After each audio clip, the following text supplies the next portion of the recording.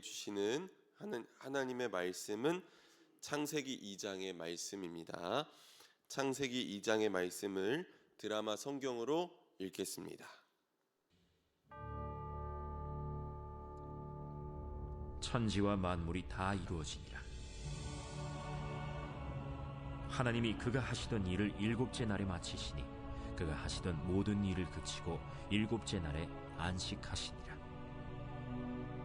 하나님이 그 일곱째 날을 복되게 하사 거룩하게 하셨으니 이는 하나님이 그 창조하시며 만드시던 모든 일을 마치시고 그날에 안식하셨음이니라. 이것이 천지가 창조될 때의 하늘과 땅의 내력이니 여호와 하나님이 땅과 하늘을 만드시던 날에 여호와 하나님이 땅에 비를 내리지 아니하셨고 땅을 갈 사람도 없었으므로 들에는 초목이 아직 없었고 밭에는 채소가 나지 아니하였으며 안개만 땅에서 올라와 온 지면을 적셨더라.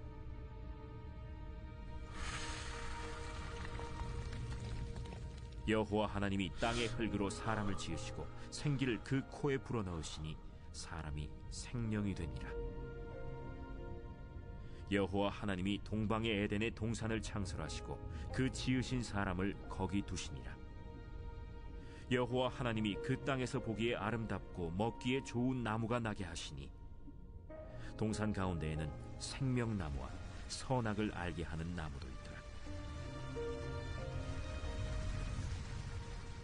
강이 에덴에서 흘러나와 동산을 적시고 거기서부터 갈라져 네 근원이 되었으니 첫째의 이름은 비손이라.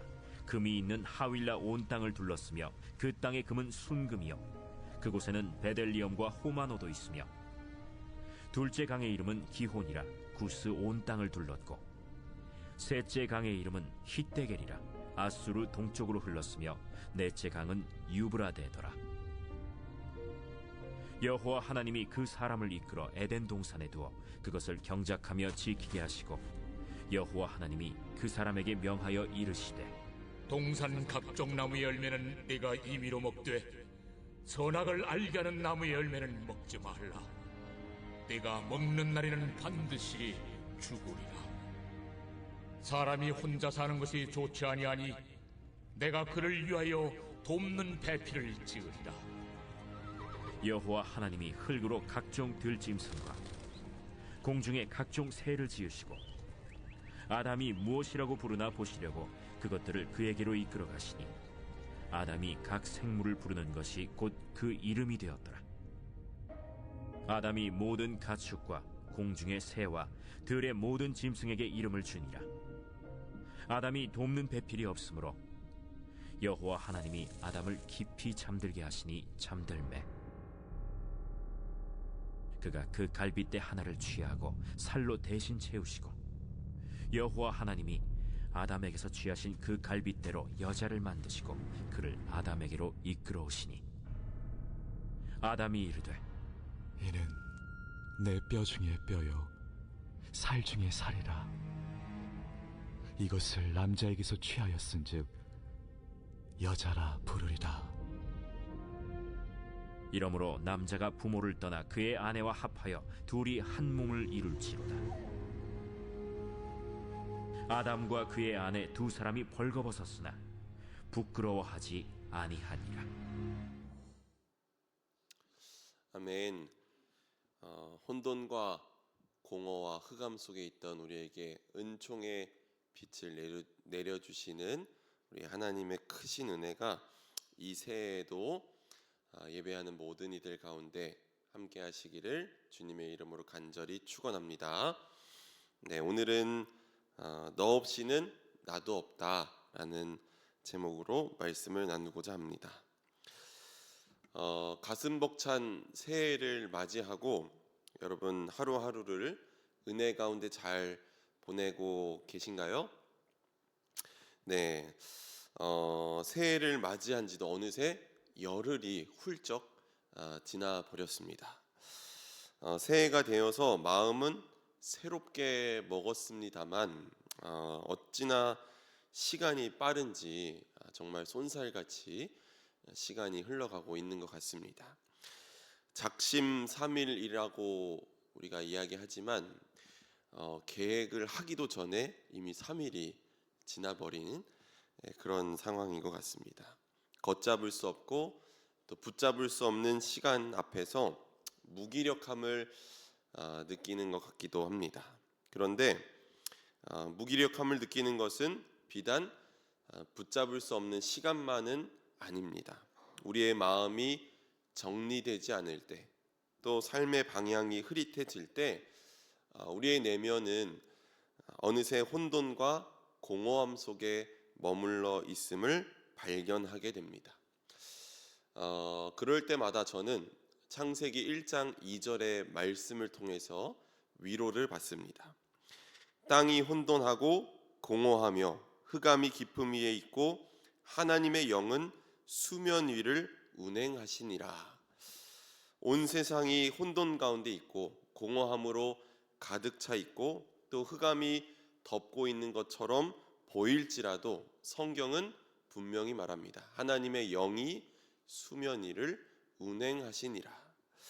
이 세상이 제 아무리 혼돈 가운데 있을지라도 하나님의 영이 그 가운데 있다고 한다면 흑암을 가르시고 공허함을 가르시고 그것들을 질서 있게 만드시는 줄로 믿습니다. 새해를 맞이하면서 우리가 창세기의 말씀으로 시작한다는 것이 정말로 큰 의미가 있습니다. 오늘 우리에게 필요한 것은 온 우주를 다스리시는 분이 창조주 하나님이심을 자각하는 일이기 때문입니다.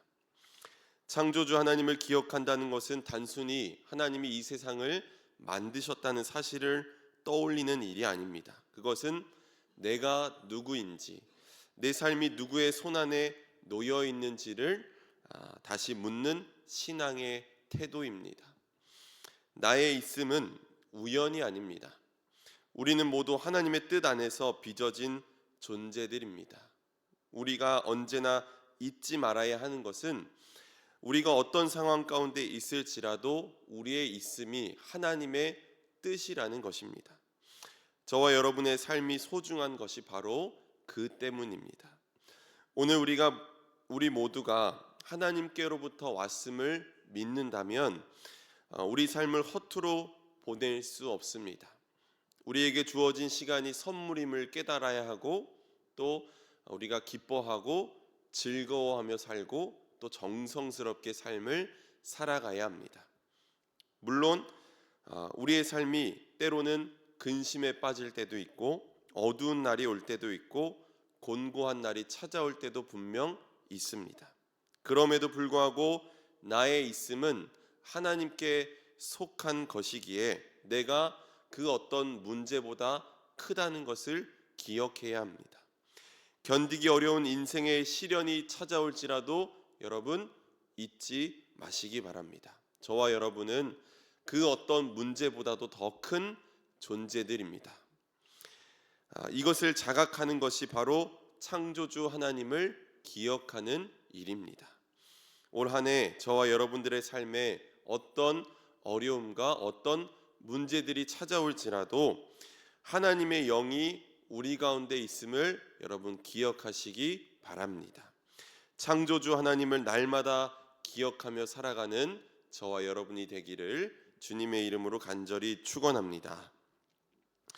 오늘 창세기 2장의 말씀을 보니까 하나님이 에덴 동산을 일구시고 사람을 거기에 두셨습니다. 그런데 마지막에 보니까 하나님이 이 사람이 홀로 있는 것이 좋지 않아 보여서 그에게 알맞은 짝을 만들어 주시겠다고 말씀하십니다. 때로는 홀로 있음이 우리에게 좋을 때도 있지만 외로움을 나눌 이가 없다는 것만큼 쓸쓸한 일도 없을 것입니다. 우리에게는 정말 다행히도 믿음에 좋은 동역자들이 있습니다. 서로를 위해서 중보하고 마음의 이야기를 나눌 수 있는 이 동역자들이 있다는 것이 참 소중합니다. 하나님은 먼저 흙으로 들짐승과 또 공중의 새를 만들어서 아담에게 데려옵니다. 아담은 그 동물들에게 이름을 붙여 주었는데 성경은 아담이 부르는 것이 곧 그 이름이 되었다고 말하고 있습니다. 아담이 자기 앞에 오는 동물들에게 이름을 붙여 주었다는 것은 단순히 이름을 붙여줬다는 말이 아닙니다. 이름을 불러준다는 것은 그 동물들과 모종의 관계를 맺게 되었다는 뜻입니다. 사람들은 누구나 이름을 불러줌으로 인해서 관계를 맺기 시작합니다. 이름을 안다는 것은 그 존재를 알아보고 또 책임 있게 대한다는 뜻이기도 합니다. 반대로 말하면 이름을 모른다는 것은 관계를 맺지 못하고 살고 있다는 것입니다. 그래서 김춘수 시인의 꽃이라는 시에서도 이렇게 말합니다. 내가 그의 이름을 불러주기 전에는 그는 다만 하나의 몸짓에 지나지 않았다. 내가 그의 이름을 불러주었을 때 그는 나에게로 와서 꽃이 되었다. 그 이름을 불러주기 전에는 하나의 몸짓에 지나지 않았지만 내가 다정하게 그의 이름을 불러주자 그가 나에게로 와서 꽃이 되었습니다. 즉 관계가 형성되었다는 말입니다. 이어서 이 시인이 소망을 가지고 이렇게 말합니다. 내가 그의 이름을 불러준 것처럼 나의 이 빛깔과 향기에 알맞은 누가 나의 이름을 불러다오. 그에게로 가서 나도 그의 꽃이 되고 싶다. 오늘 우리도 누군가가 나의 이름을 제대로 불러주기를 소망합니다. 있는 그대로 나를 알아주고 나를 그저 한 사람으로 대해주기를 소망합니다. 하지만 오늘 우리는 나를 있는 그대로 불러줄 수 있는 그런 사람들이 많이 없는 세상에 살고 있습니다. 경쟁과 효율을 가장 중요한 가치로 여기는 세상에 살면서 우리는 너무도 쉽게 비교당하고 또 평가됩니다. 관계보다는 성과가 앞서고 이름보다는 역할과 또 얼마나 많이 성취를 이루었는가로 불리워지는 세상입니다. 너는 언제나 나의 경쟁 대상이고 때로는 내가 짓밟고 넘어서야 할 적입니다. 이런 세상에 산다는 것이 우리를 얼마나 외롭고 쓸쓸하게 만드는지 모릅니다. 그런데 하나님은 홀로 있는 아담을 그냥 두지 않으셨습니다. 하나님은 아담을 깊이 잠들게 하신 후에 그의 갈빗대 하나를 뽑고 그곳을 살로 대신 채우시고 그 갈빗대로 여자를 만드시고 아담에게 데려오셨습니다. 잠에서 깨어난 아담이 자기 앞에 나타난 존재를 보면서 놀라움을 금치 못합니다. 그리고는 이렇게 말합니다. 우리 23절 말씀 우리 함께 읽어보도록 하겠습니다. 23절 말씀을 우리 함께 읽겠습니다. 시작. 아담이 이르되 이는 내 뼈 중에 뼈요 살 중에 살이라. 이것을 남자에게서 취하였은즉 여자라 부르리라 하니라. 이 말씀을 세번역 성경은 더 리얼하고 또 더 생생하게 번역했습니다. 이 세번역 성경으로 제가 23절 말씀을 다시 읽어보겠습니다. 그때에 그 남자가 말하였다. 이제야 나타났구나 이 사람. 뼈도 나의 뼈, 살도 나의 살. 남자에게서 나왔으니 여자라고 부를 것이다. 아담이 동물에게 이름을 지어줄 때는 사실 이런 기쁨이 있다고 느껴지지는 않았는데 그가 갑자기 시인이 되었습니다. 이제야 나타났구나 이 사람. 뼈도 나의 뼈, 살도 나의 살. 남자에게서 나왔으니 여자라 부를 것이다 라고 그렇게 이야기합니다. 그런데 이 고백에서 중요한 한 가지가 있습니다. 어떤 사람들은 이 말씀을 가지고 아담의 갈비뼈를 가지고 여자를 만들었으니 여성은 남성에게 종속된 존재다라고 이야기하는 사람들이 있습니다. 그런데 여러분, 그렇게 이해하시면 안 됩니다. 이 갈비뼈라는 히브리어 첼라라는 이 단어에는 절친한 친구, 생명을 나눈 사이라는 그런 의미가 담겨 있습니다. 그러니까 하나님이 그들을 창조하셨다는 이 고백 속에 담긴 의미는 너 없이는 나도 없다라는 의미가 담겨 있다는 것입니다. 너 없이는 나도 없는 존재로 하나님이 우리를 창조하셨다는 것입니다. 오늘 우리는 저마다 개인적인 삶을 살아가는 것 같지만 하나님이 보시기에는 생명을 함께 나눈 사이라는 것입니다. 18절에도 남자와 여자를 만드시면서 남자를 돕는 배필로 여자를 만드셨다고 했는데 여자가 남자를 돕도록 지어진 게 아니라 남녀는 서로의 부족한 부분들을 채워주는 존재로 하나님이 우리를 만드셨다는 것입니다. 하나님은 우리를 홀로 두지 않으시고 관계 속에서 살아가게 만드셨습니다.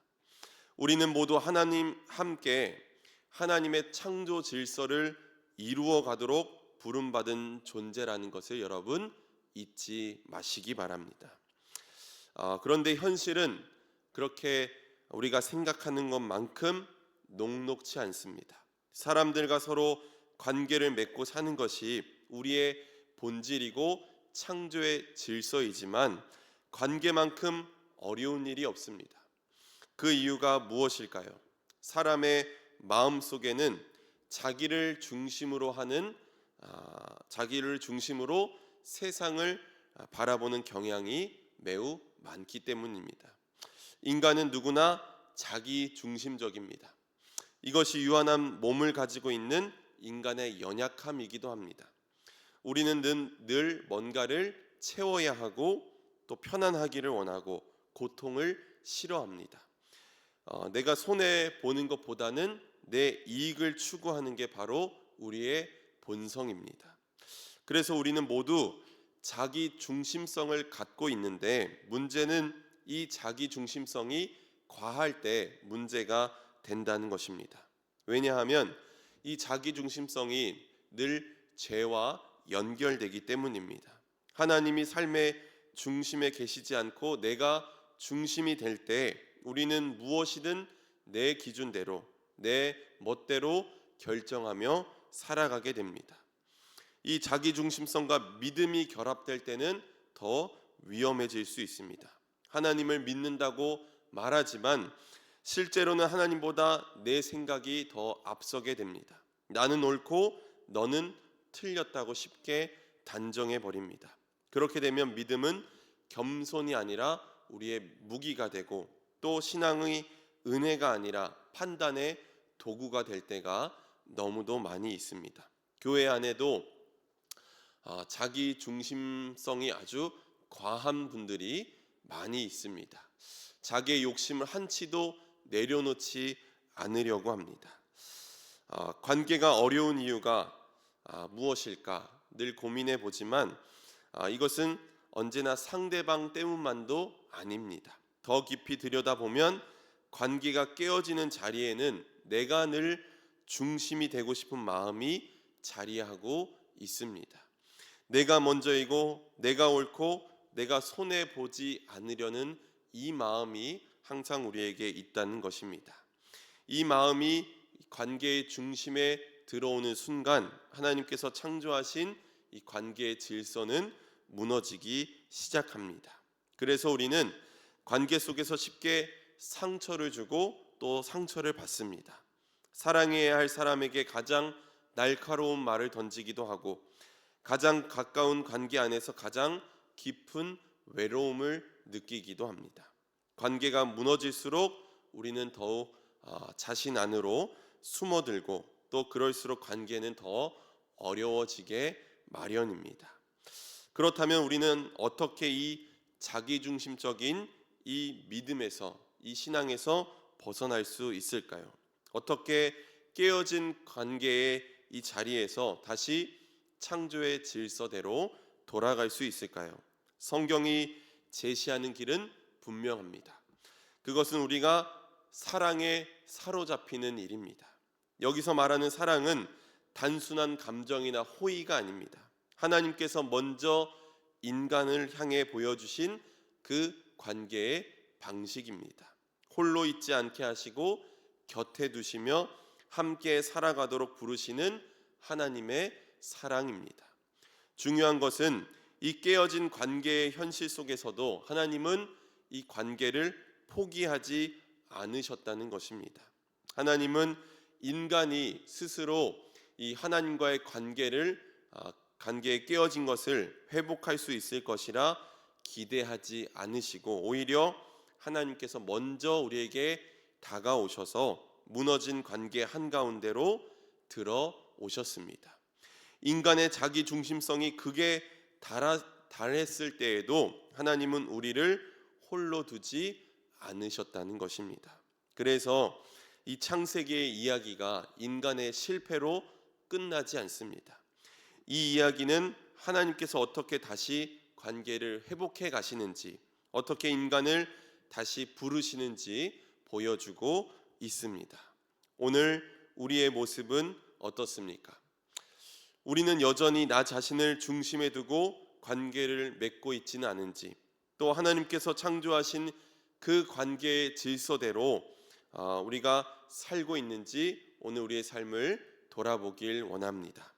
하나님은 우리를 서로 기대고 또 서로를 통해 자신을 발견하며 살아가도록 우리를 창조하셨습니다. 그래서 관계는 선택이 아니라 창조의 일부입니다. 오늘을 살아가는 우리는 자주 혼자 버텨야 한다고 생각합니다. 의지하지 말아야 하고 스스로 강해져야 하고 도움을 받는 것은 약함이라고 배워왔습니다. 그러나 창세기 2장은 분명히 말하고 있습니다. 하나님이 보시기에 사람은 홀로 있는 것이 좋지 않다고 말씀하고 계십니다. 믿음도 마찬가지입니다. 나 혼자 믿고 나 혼자만 잘 되는 신앙은 하나님이 기뻐하지 않으십니다. 서로의 이름을 불러주고 서로의 곁에 서주고 함께 살아내는 것이야말로 믿음입니다. 누군가의 곁에 있다는 것, 또 누군가를 책임 있게 바라본다는 것, 그것이 하나님께서 인간에게 맡기신 거룩한 삶의 방식인 줄로 믿습니다. 오늘 우리는 우리 곁에 있는 사람들을 어떻게 바라보고 있습니까? 내 곁에 있는 그 사람들이 우연히 우리에게 다가온 존재가 아니라는 사실을 여러분 깨닫기를 바랍니다. 그들은 하나님께서 나의 삶에 보내주신 사람들이고 함께 생명을 나누도록 부르신 존재들입니다. 그들을 존귀하게 여길 때 나도 존귀히 여김받을 수 있습니다. 오늘 저와 여러분들이 우리 곁에 있는 이들을 바라보면서 이제야 나타났구나 이 사람이라고 말할 수 있는 사람들이 되었으면 좋겠습니다. 또 너 없이는 나도 없다라고 그렇게 말할 수 있는 사람들이 되었으면 좋겠습니다. 창조주 하나님을 기억하며 살고 또 우리에게 주어진 사람들을 귀하게 여기며 하나님의 뜻대로 살아가는 저와 여러분이 되기를 주님의 이름으로 간절히 축원합니다. 아멘. 함께 기도하겠습니다. 혼돈과 공허와 흑암 가운데 있는 우리에게 하나님의 영을 부어주시고 또 은총의 빛을 내려주시니 감사합니다. 새해를 시작하며 창조주 하나님을 기억하며 살게 하여 주옵소서.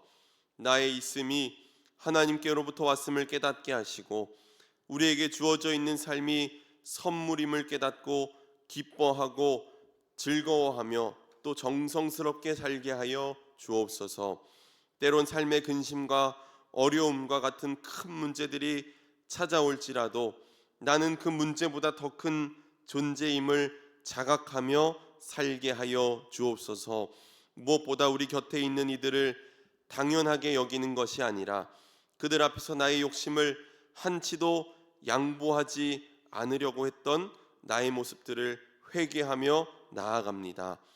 그와 만나면 관계가 어렵다고 말했지만 결국은 나의 문제임을 깨닫습니다. 내가 중심이 되려고 하는 욕망들 내려놓게 하시고 하나님이 내게 허락하신 관계들을 선물로 여기고 귀하게 여기는 마음을 오늘 우리에게 허락하여 주옵소서. 오늘 이 예배 가운데도 주님께 감사함으로 구별하여 귀한 예물 드립니다. 감사헌금으로 하나님께 예물 드리오니 예물 드린 손길에 하늘의 평강과 위로를 넘치도록 부어 주옵소서. 기도의 제목도 함께 올려드립니다. 하나님 간섭하여 주시고 역사하여 주옵소서. 오늘도 육신의 질병과 또 마음의 아픔으로 인해 괴로운 시간을 보내고 있는 이들 있습니다. 주님께서 어루만져 주시고 위로하여 주시고 치료하여 주옵소서.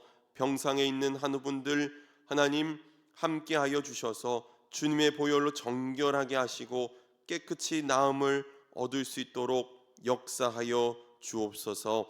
직장과 또 사업장의 어려움으로 간절히 기도하는 이들도 있사오니 간섭하여 주시고 역사하여 주옵소서.